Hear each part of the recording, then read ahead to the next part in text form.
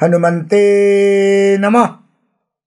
दर्शकगण, मैं आचार्य सत्यानंद।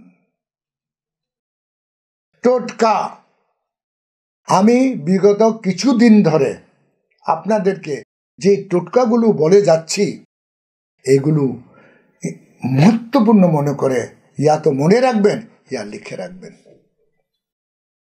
খুব সহজভাবে ধর্মগ্রন্থ থেকে এনে আপনাদের দিচ্ছি, যাতে আপনার বাড়ির নেগেটিভ এনার্জি চলে যাক, আপনি সুস্থ থাকুন, আর্থিক শক্ত হন, সমাজে প্রতিষ্ঠা বাড়ুক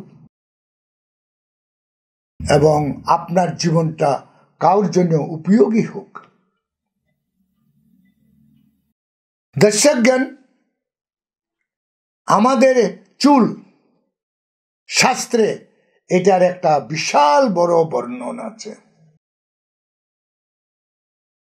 বিশেষ করে নারীর চুল, বিশেষ করে, এবং পুরুষের চুলেরও একটি মহত্ব আছে। আজকে এই চুল নিয়ে আপনাদেরকে বলবো যে বাড়িতে দারিদ্রতা আসার, গরিবী আসার কোন জায়গায় চুলের অসম্ভব মহত্বপূর্ণ, এবং আমাদের আদিকালের পূর্বজরা এই সম্বন্ধে কি বলে গেছে, কি রীতিনীতি নির্ধারিত করে গেছে। যখন আমি বলবো তখন আপনার লাগবে যে আমিও এটা জানতাম, কারণ আমি যে কথাগুলো আপনাদেরকে বলছি, যে টোটকাগুলো দিচ্ছি, এটা নির্মাণ আমি করিনি। এই কথাটি বারবার আমি বলি। আমাকে আপনারা ফোন করে জিজ্ঞেস করেন এই টোটকাগুলো আমি কোথার থেকে পেয়েছি। আমি পূর্বজদের থেকে এনেছি। এটাকে টোটকা বলা হয়, যেটা পূর্বজদের দেন, যেটা নিয়ম না, একটা সিদ্ধান্ত। দর্শকগণ, মনে রাখবেন, মহিলার একটি চুল সর্বনাশের কারণ হতে পারে পরিবারের জন্য। আপনারা দেখেছেন হোটেলে যখন রান্না বান্না হয় ক্যাপ লাগানো হয়। এই ক্যাপ কেন লাগায়? পুরুষরা, যাদের চুল ছোট ছোট। ম্যাক্সিমাম ভালো হোটেলে যারা রসইয়া, যারা শেফ, তারা টুপি পরে নেই, ক্যাপ লাগিয়ে নেই, যাতে একটি চুল এদিক ওদিক না হতে পারে।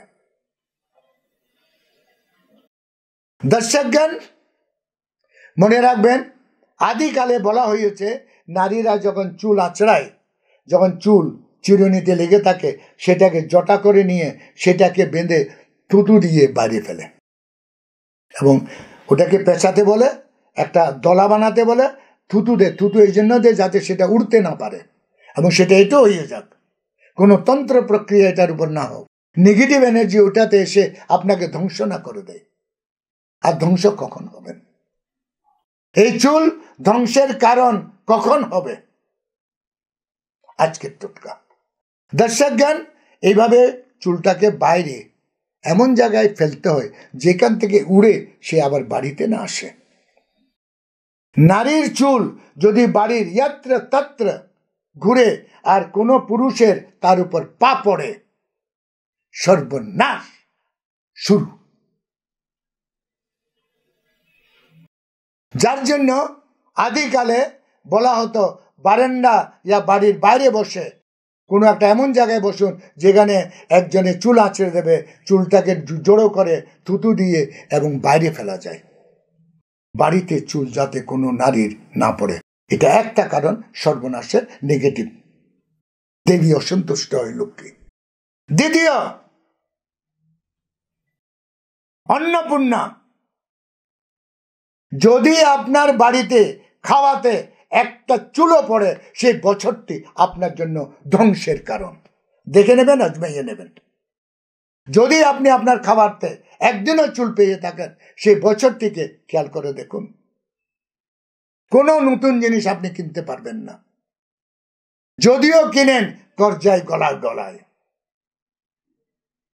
এবং সেই ভাত আপনি খাবেন না যে ভাতে চুল পড়েছে।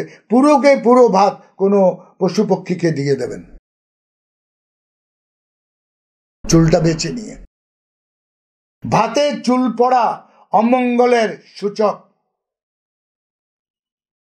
তাই ঘরের নারীদের কাছে নম্র নিবেদন আমার, আপনারা যখন চুল আঁচড়াবেন চুলটাকে দলা করে নিয়ে থুতু দিয়ে বাইরে ফেলবেন।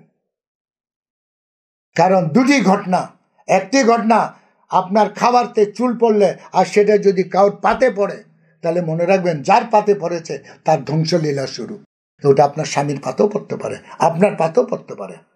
দ্বিতীয়ত, চুল কার পাতে পড়েনি কিন্তু ঘরে উঠছে এদিক ওদিক পাইয়ে কোনো পুরুষের পা লেগে গেল, আপনার বাড়ির ধ্বংস নিশ্চিত নিশ্চিত নিশ্চিত। দর্শকগণ, আজকে আমার সময় এখানে শেষ। কাল আবার আসছি আরো একটি এই ধরনের টুটকা নিয়ে। ততক্ষণের জন্য বিদায়। ওম হনুমন্তে